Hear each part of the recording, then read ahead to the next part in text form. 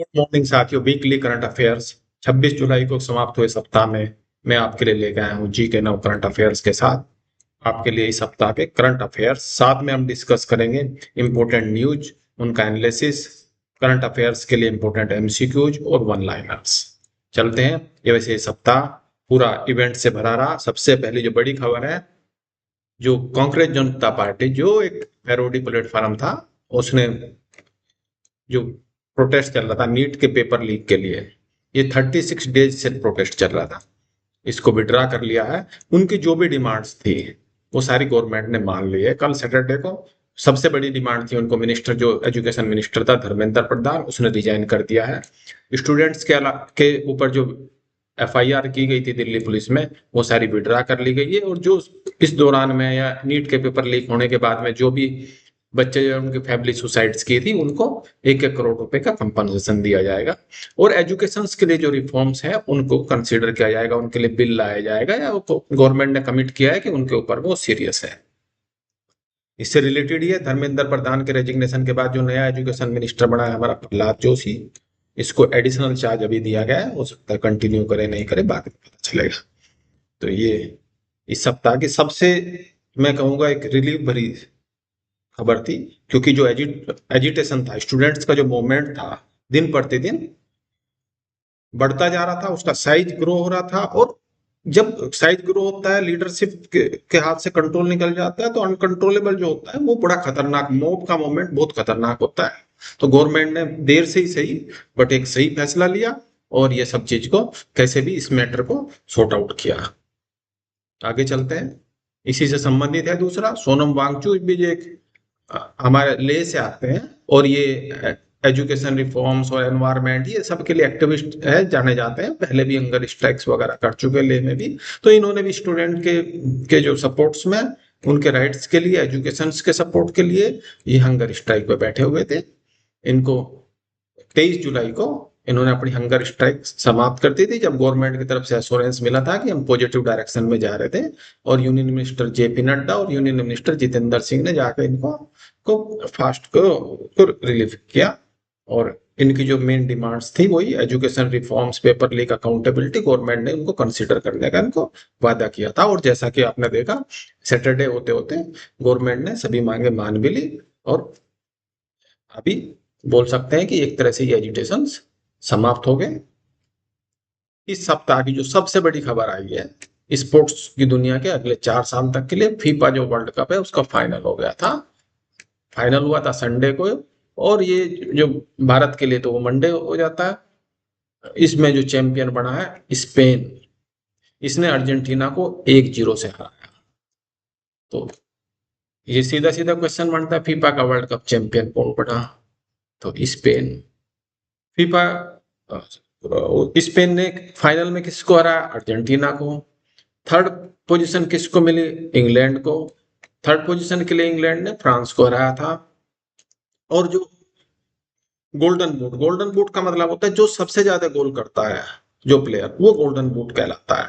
ये एम्बेप्पे जो प्लेयर है, फ्रांस का प्लेयर है, ये पिछले जो वर्ल्ड कप था, फुटबॉल का फीफा वर्ल्ड कप था, उसमें भी गोल्डन बूट इसी ने लिया था। तो लगातार 2 बार गोल्डन बूट लेने वाला, इस बार 10 गोल किए इसने। तो ये प्लेयर हो गया वर्ल्ड में। और ये अभी अगर देखा जाए तो वर्ल्ड में, वर्ल्ड कप के अंदर में, फीफा वर्ल्ड कप के अंदर में सबसे ज्यादा गोल का रिकॉर्ड भी अब इसने मेसी को इसी दौरान पीछे छोड़ दिया, और सबसे ज्यादा गोल का रिकॉर्ड भी एम्बेप्पे के नाम है। अभी काफी यंग है और आगे भी वर्ल्ड कप खेलेगा। ये तो एक फ्यूचर्स का मुझे लगता है बहुत बड़ा प्लेयर बन चुका है। बहुत अच्छी खबर भारत के पॉइंट ऑफ व्यू से, पीवी संधू जो काफी टाइम से कुछ पदक नहीं लेकर आ पा रही थी, हमारे स्टार प्लेयर है बैडमिंटन की। इसने जापान जापान का जो जापान ओपन 2026 है उसमें उसको चैंपियनशिप जीता है। इसने फाइनल में अकाना यामागुची को हराया। ये एक बहुत बड़ी जीत की तरह देखा जा रहा है, क्योंकि काफी टाइम से ये आउट ऑफ फॉर्म चल रही थी। और ये इंडिया की जो पहली बार इंडिया ने जापान में जाकर जापान ओपन टूर्नामेंट को जीता है। ये समझो 2019 के बाद से इसको कोई बहुत बड़ी परफॉर्मेंस देखने को नहीं मिली थी इस लेवल पे। वो तो पीवी सिंधु का एक फॉर्म में आना देश के लिए भी एक अच्छी खबर है। हम होप करते हैं कि अब आगे ओलंपिक वगैरह में फिर से मेडल लाए। कॉमनवेल्थ गेम जो अभी 23 जुलाई से शुरू हुए 2 अगस्त तक चलेंगे, हाँ, ग्लासगो में हो रहे हैं।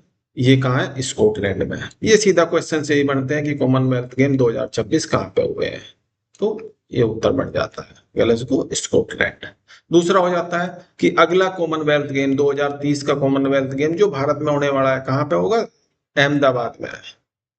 तो क्वेश्चन सीधा अभी से पूछ सकता है 2030 का कॉमनवेल्थ गेम कहाँ होंगे, तो आप उत्तर है 2030 के अहमदाबाद, गुजरात। और ये हुए तो ग्लासगो, स्कॉटलैंड। अच्छा, वैसे आपको जनरल नॉलेज के लिए बता दो, कॉमनवेल्थ क्या है? कॉमनवेल्थ वे कंट्रीज है जो ऑलमोस्ट कभी ना कभी अंग्रेजों के गुलाम थे या गुलाम है, उस तरह के जो जो देश है, वो सब ने मिलकर एक एसोसिएशन टाइप बना रखा है। कुछ वॉलंटियर देश भी उसमें इंक्लूड हो गए हैं, बट ज्यादातर वही देश है। उन्होंने अपने आप में जैसे इनका जो इनका जो कॉमनवेल्थ कंट्रीज का जो हेड होता है, वो जो भी ब्रिटेन का राजा होता है वही रहता है। जैसे किंग चार्ल्स थर्ड अभी है और क्वीन कैमिला, इन्होंने उद्घाटन किया।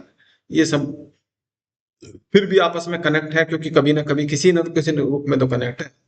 तो ये कॉमनवेल्थ कंट्रीज कहलाते हैं, इन्हीं ये गेम करते हैं। हर 4 साल में इनका गेम होता है। इस बार का गेम जो अभी तक के एडिशंस में सबसे छोटा था, ये भी है, क्योंकि सबसे कम इसमें इवेंट्स या प्लेयर्स ने पार्टिसिपेट्स किया था। पार्लियामेंट पॉलिटी की तरफ चलते हैं। पार्लियामेंट सेशन हमारा चालू है 20 जुलाई से 13 अगस्त तक। अभी तक तो पार्लियामेंट सेशन ऐसे ही धमाकेदार, वो प्रोटेस्ट और ये सब चीज में चल रहा था, स्टूडेंट की प्रोटेस्ट की वजह से। और उनकी अब स्टूडेंट्स की डिमांड्स मान ली गई है, तो अभी हो सकता है ये राम टेम्पल का मुद्दा है। और फिर गवर्नमेंट बहुत सारे बिल इंट्रोड्यूस करने वाली है, तो इसलिए मानसून सेशन क्या होता है, जो जो पार्लियामेंट होती है, पार्लियामेंट के सेशंस होते हैं, जैसे एक मानसून सेशन, एक बजट सेशन, विंटर सेशन, इस तरह से सेशन। हमेशा पार्लियामेंट हमेशा साल भर नहीं चलती है, उस तरह से अपना काम करती है। उसी टाइम पे बिल इंट्रोड्यूस होते हैं। ये एक अजय पुरस्कार की तरफ के जो बड़ा एक अवार्ड है, अजीत डोभाल। अजीत डोभाल, ये नाम आपने बार बार सुना होगा। ये हमारा नेशनल सिक्योरिटी एडवाइजर है, भारत का national security adviser, NSA, Ajit Doval. ये याद रखने वाला, कभी भी क्वेश्चन आ जाएगा भारत के नेशनल सिक्योरिटी एडवाइजर का नाम क्या? अजीत डोभाल।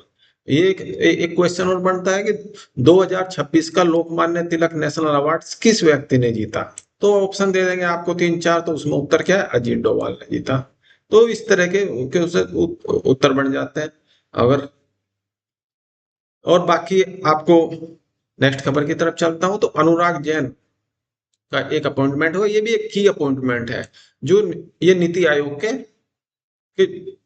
अपॉइंट किया गया है as a CEO of the NITI Aayog, मतलब chief executive officers of NITI Aayog. ये जो भी नीति आयोग का वैसा काम धाम है, ये अनुराग जैन, ये आईएएस अफसर है। इसके बारे में ज्यादा डिटेल में पढ़ना है तो यहाँ पे स्लाइड को रोक के आप लोग देख सकते हैं। बाकी ये क्वेश्चन सीधा यही बनता है कि नीति आयोग का सीईओ जुलाई 2026 में किसे अपॉइंट किया गया? तो अनुराग जैन को।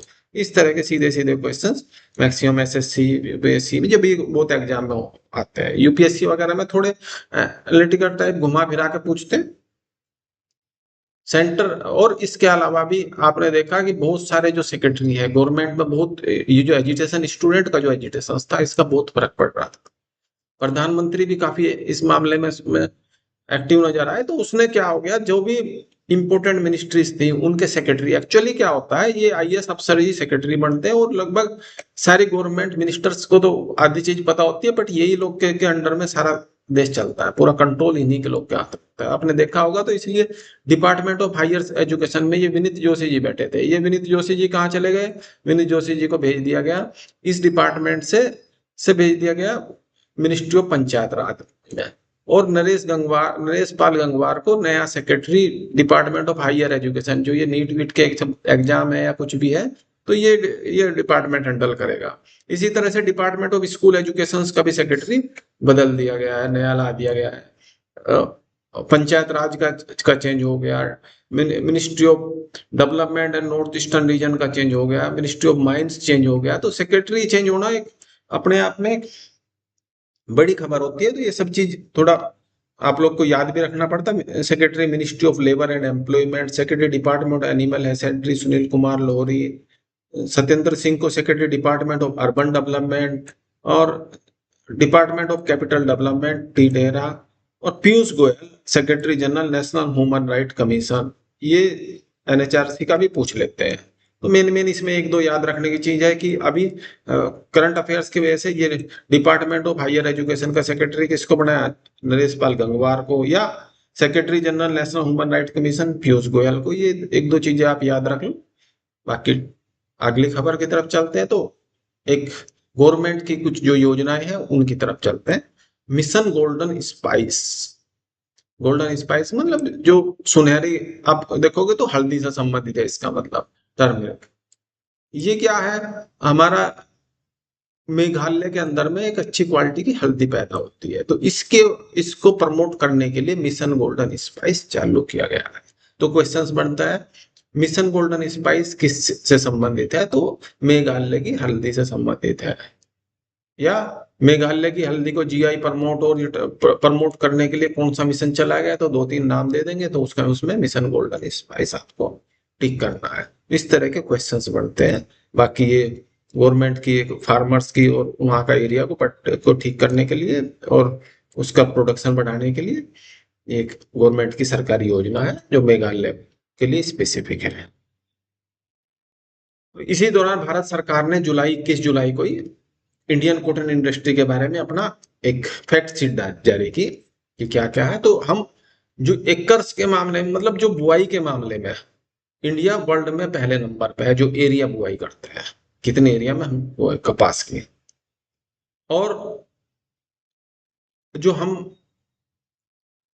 प्रोडक्शन के मामले में सेकंड नंबर पे है, मतलब बोने के मामले में नंबर 1 एरिया है, पर इसका मतलब हमारी पर एकड़ हमारी प्रोडक्शन कम है, तो इसलिए हम प्रोडक्शन के मामले में सेकंड नंबर पे है। और कंजम्पशन के मामले में भी हम सेकंड नंबर पे है। और देखो हमारी प्रोडक्शन मान लो 290 लाख बैल है, तो लगभग हमारे उतने उससे ज्यादा हम कंज्यूम कर जा रहे हैं। ठीक है, तो इसलिए इंडियन कॉटन इंडस्ट्री को वो, क्योंकि भारत में, और फिर भी हम जो होता है कुछ एक्सपोर्ट करते हैं, तो यूएसए, बांग्लादेश, श्रीलंका, ये देशों को हम वो एक्सपोर्ट करते हैं। अब इसके साथ साथ हम इकोनॉमिक्स की जो ज्योग्राफी है उसके बारे में भी ध्यान दे लेते हैं कि ये कॉटन कहाँ कहाँ किस किस हिस्से में, तो नॉर्थ में होता है तो पंजाब, हरियाणा, राजस्थान में। सेंट्रल एरिया में तो गुजरात और महाराष्ट्र और एमपी में भी कॉटन की प्रोडक्शन होती है, और सदर्न में तेलंगाना, आंध्र प्रदेश और कर्नाटक में, तो सब जगह प्रोडक्शन होती है कॉटन की। तो ये खबर। और अब देखते हैं नेशनल फ्लैग डे। देखो ये एक साथ साथ हमारा पॉलिटिकल रिवीजन भी हो जाता है, करंट अफेयर्स और इंपॉर्टेंट डेज का भी। तो 22 जुलाई को मनाया जाता है। क्यों मनाया जाता है 22 जुलाई को? क्योंकि हमारा जो कॉन्स्टिट्यूशन असेंबली है उसने इसको अडॉप्ट किया था 22 जुलाई 1947 को। मतलब हमारी आजादी से कुछ दिन पहले हमारे फ्लैग को स्वीकृति मिली थी कि हमारे देश का फ्लैग ये रहेगा। तो इसको ये जवाहरलाल नेहरू ने दिया था। इसको डिजाइन किसने किया था? पिंगली वेंकैया। ये कितनी बार, बहुत बार क्वेश्चन आ रहा है कि हमारा नेशनल फ्लैग किसने डिजाइन किया था। तो इसमें अशोक चक्र है और 24 इसमें तिल्लियां है इसमें। और ये इसलिए 22 जुलाई को ही हर घर तिरंगा एक इनिशिएटिव गवर्नमेंट ने लॉन्च भी किया है। ये आपको करंट अफेयर्स में कवर हो जाता है। इसके साथ धन्यवाद। आप हमारे साथ बने रहे, हमारे चैनल को अगर अच्छा लगे, और डेफिनेटली मैं तो बोलता हूँ कि जो स्टूडेंट्स हैं जो तैयारी कर रहे हैं उनको हमारे चैनल को सब्सक्राइब करना चाहिए, ताकि आपको तुरंत नोटिफिकेशन आ सके और वीक टू वीक आप करंट अफेयर्स के मामले में अपडेट रहे। धन्यवाद दोस्तों।